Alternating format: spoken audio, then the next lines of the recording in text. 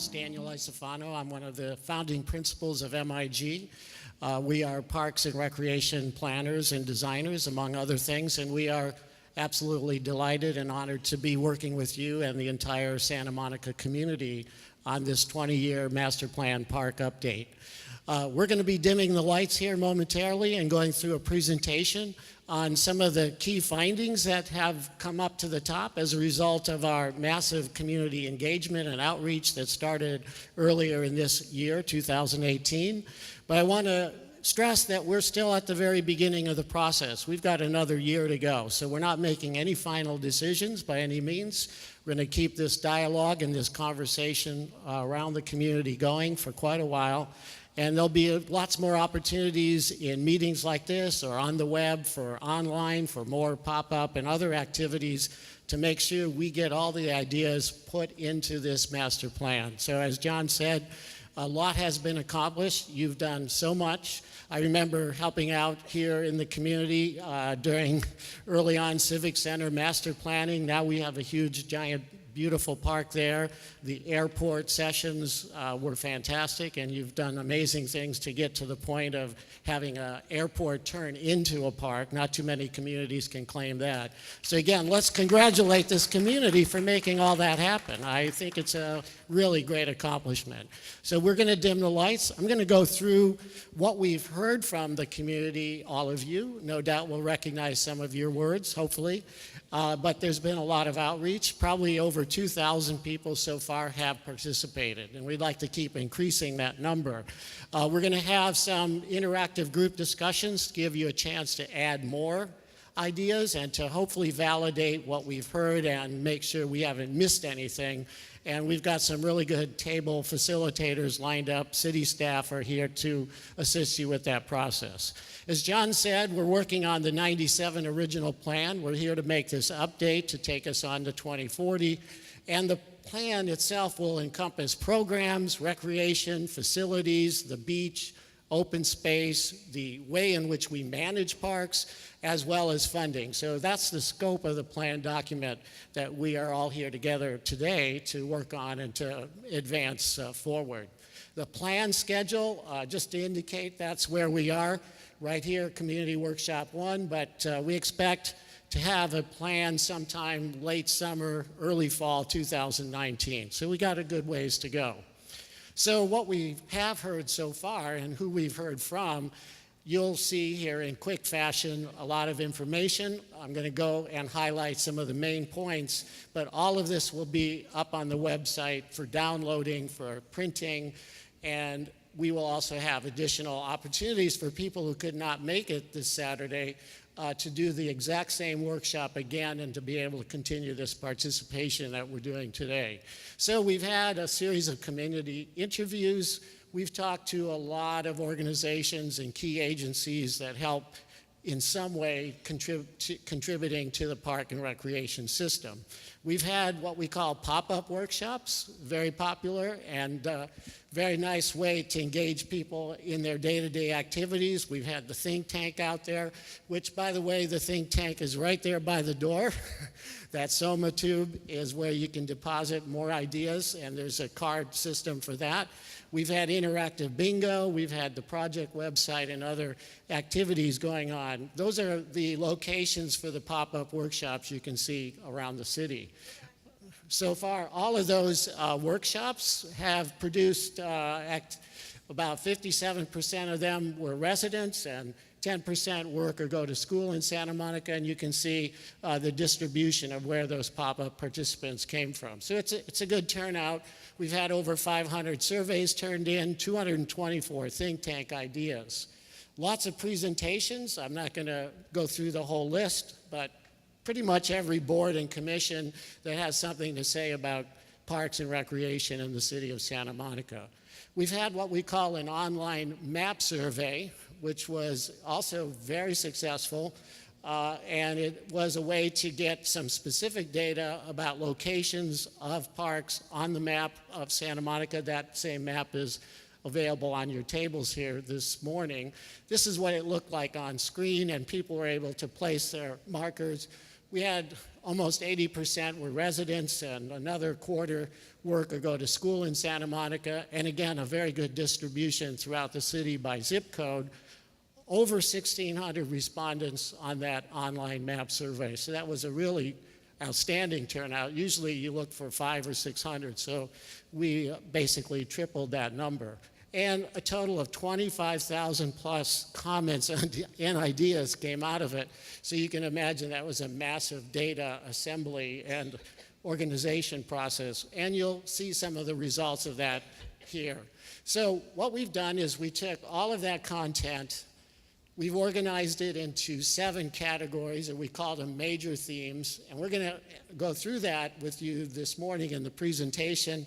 And then we're going to ask you to be able to comment on that, to validate those themes, make sure we didn't leave anything out, which is clearly possible, even though we've had over 2,000 people involved so far. We want to make sure we've interpreted things correctly, and there's always room to add more possibilities, more ideas. So we're calling it the emerging vision and key themes.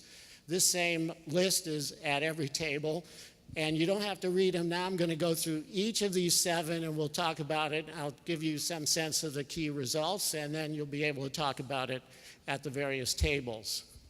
The first one of these was to enhance play for all. And basically, that's what we mean by inclusive play and recreation. We want to make sure it serves all ages, all abilities, people with and without disabilities, children, age groups, racial, ethnic groups, cultural activities that fit everybody's preferences and values. And that was a pretty strong result from what we've heard so far. You can see that what do people mean when they say recreation? 86% in the online map survey said it means getting outdoors and interacting with the beach or with walking and biking or picnicking. You can see some of the things that people said in that survey. And they really want to make sure we distribute these facilities equitably across the entire city. So there's not one area benefiting more than others. To be inclusive of teens, seniors, toddlers, fitness, young children. We talked about gardens, food source, education, being inclusive with regard to sports and fitness, and all diverse users and uses. A lot of flexibility, comments about making things multi-purpose and multi-objective. And then what we show here, just some illustrations, and these are also up on the boards on each of the walls around the room, and we just highlight some of what that could look like, and some of these could be in Santa Monica, and some of them are. You'll see a range of pictures here from parks and places that we've designed throughout the country, and others have.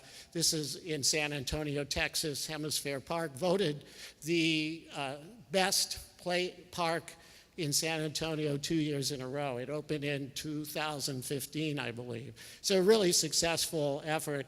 Here's your own Ishihara Park, which was a made park based on excess right-of-way left over from the metro line coming in. And you see some ways in which cities have adapted and attempted to create multi-varied and flexible play experiences. Some of those are illustrated here. The second key category was to rethink streets that have park potential. And that doesn't mean every street, but I think you've seen already here in Santa Monica that there are streets that would lend themselves to some creative uses. And as you'll see in the information that we've collected so far, why do people use the parks? When they say, I use them a lot, the reason they do is because they say it's close to home. And the second reason is they can get there safely and easily. So what that says to us is access and location and proximity are very important in terms of increasing the use of parks by our residents. So we want to do things that can improve that proximity and access. So for example, what we see is that in the online survey, 45% of the people that use the parks frequently do so by driving or getting a ride to the park, whereas 30% walk, 20% use bike or skate, and rideshare and transit are quite low by comparison. So we're thinking that we should find a way to use the streets to increase the connectivity from the neighborhoods to existing parks, small, medium, large, as well as the beach. And that is where this particular category comes from. People said we could create a network of green streets to better access parks and facilities, create green everywhere, unconventional locations. You know, we can find space, small, medium, large, micro, nano scale, whatever it takes, these micro tiny parklets, all of that helps to create a sense of safety, connectivity, and increases the desire for people to walk from their home to a park. So we can even think about streets on a temporary basis to function that way as well. And some of the examples here, this actually is New York City, where they turned this median, which would otherwise unusable, into a linear park. And then it also becomes a bikeway, a pedestrian connection to get people to some of the other larger facilities. Here we are in Santa Monica and some of the places where you've also applied the parklets idea to achieve that same kind of continuity, and it can be on a temporary basis or a more permanent basis depending on the situation. Here's some of the other things that could be done to increase community gardens and using that street sidewalk, that area that otherwise would be devoted to vehicles, or it's maybe unused, and we can turn it into a more productive use. And there are many examples of that from different cities here in California and elsewhere. The next thing people talked a lot about was increasing or fostering social interaction. And that is one of the reasons why people want to be out and visit the park facilities. They do so for physical activities, to make social connections at meetings or community events, or in other ways to participate in the life of the community. So that's something we heard quite strongly through the various outreach activities. The idea of neighborhood scale festivals, big and small, food and live performances are very important to people as a way to program the parks, make them more comfortable, more interesting. Art and food and classes are all part of that. And you can see a lot of these areas reinforce and overlap the categories that are very robust in that sense. And some of the things that no doubt you all participate in, we've got the benefit of a world-class beach system. This is a park that we worked on, and by the way, I was at the 11th Pavilion in MacArthur Park just the other day, Thursday night. They have those free conferences, free concerts, and that park has been totally transformed. And the reason given is because of that programming. So it really creates a sense of safety and activity. People attract more people, and it doesn't, in fact, create that sense of desire to be there. And some of the other images here help to display how that could work. And again, temporary, mobile, and movable facilities can be one of the ways that we increase the usability of our parks and facilities, and to get unprogrammed space that animators or play leaders can also utilize on an ad hoc basis.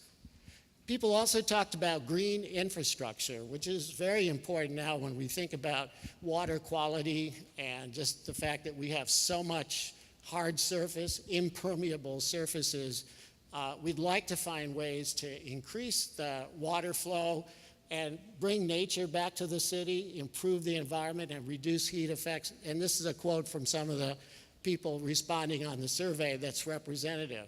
We need parks that contribute to sustainability and reduce the impacts of climate change. So there are lots of multiple benefits that can be achieved if we think creatively about the public realm. And that's what we mean by green infrastructure, a network of green streets, or helping people to take a stewardship role or caretaking role in making their neighborhoods more environmentally sustainable with more trees and landscaping. Again, using native plants. All of these things help to contribute to a more healthy and human-oriented environment. And some of the examples right here in Santa Monica are displayed on the screen. The beach restoration project is a good example of that, trying to bring back native beach vegetation that will ultimately rely on less water and less care, less maintenance, less management. And there's a lot of room for improving and expanding the opportunities for green infrastructure. We talk about park and beach experiences as another major theme or category that we heard. Frequency of park use. You can see a lot of people go to parks, well over 50% of the sample once a week or even several times a month. Very few don't visit at all. So that indicates there's quite a high usage already. We're always looking for ways to do more. The beach use is also very common with our online map survey respondents. Almost 40% go to the beach at least once a week. That's a pretty significant city and community resource right there. And the most popular facility, the Annenberg Beach House. So that came up really high on people's list. 70% of the online sample, so that's 70% of 1,600 people, said they visited there at least once in the past 2 years or more. So that's a pretty high frequency of visitation for sure.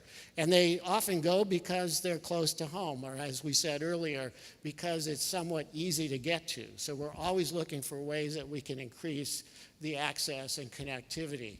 So some of the ideas that people brought up, developing more partnerships within the city and with other community-based organizations, in fact, expanding classes and facilities, better use of resources, again, activities with food and live performances, some of the small tweaks that make a big difference, like more shade, lighting, restroom improvements, those creature comforts that we need to feel comfortable at these park facilities. We'll get more use and a better turnout at all of our recreation programs as well. Here's an activity going on at our Santa Monica Beach, and you can see the effect of programming and bringing in loose parts like this is a very good way to encourage use and to get different people down there.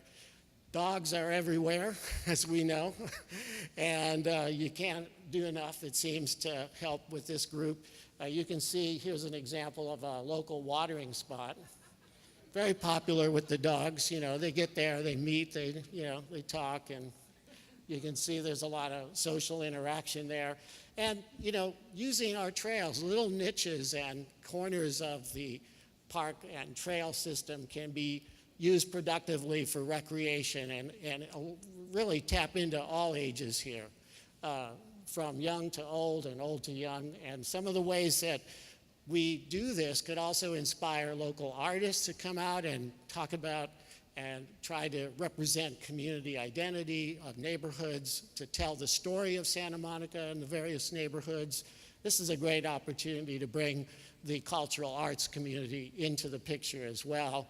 And we've worked over time with community artists and play animators in gardening, very popular with children to learn about nutritious food and how to grow food and how to improve their overall long-term health. These are major trends, and we're all working in these same directions. I think this group here today and everybody we talk to in the various activities are very strong on these sort of activities.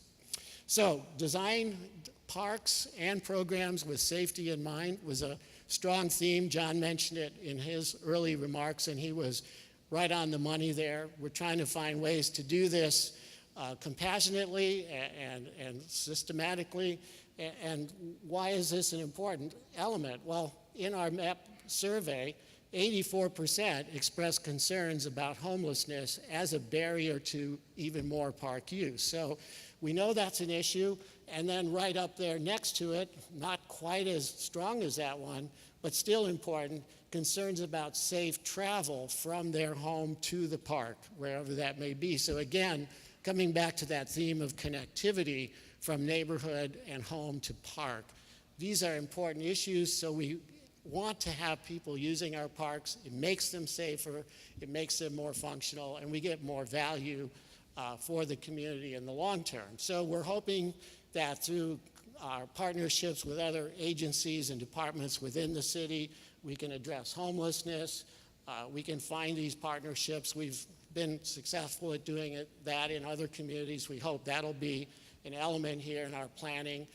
We want to create safe connections for bicyclists and pedestrians to get to the parks and the beach. We talked about lighting and expanded park hours with people and staff there to help create that sense of safety. We have the downtown ambassadors. They've been very successful in helping to get people downtown and to be part of that environment.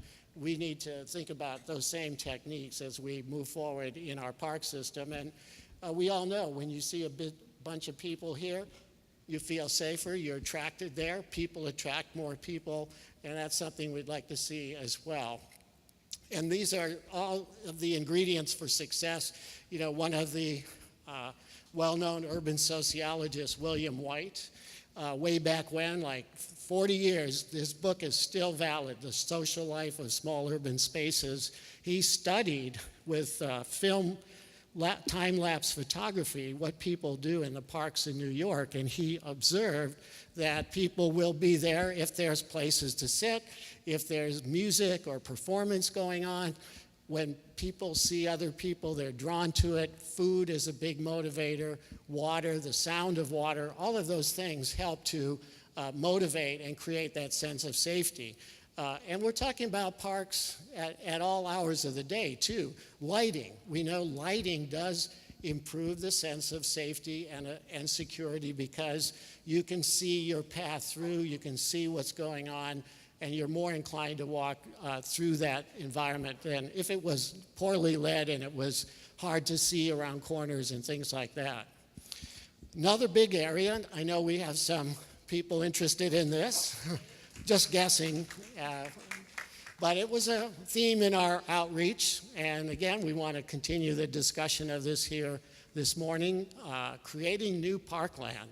Very hard to do in a relatively built-out city like Santa Monica. But let's talk about what we heard on the online map survey. 26% of the pinned ideas that we got related to the airport park future expansion. Some other ideas, you know, the decking of Freeway 10, and more trees in the median, more landscaping. So there's a lot of ways we can do it with big, medium, and little spaces here and there. And some of those things, unconventional locations, network of green streets to connect neighborhoods to the parks, to the beach, etc. Park space with micro tiny parks. Again, some of these themes that keep coming up or comments help to reinforce the different themes, temporary neighborhood serving parks.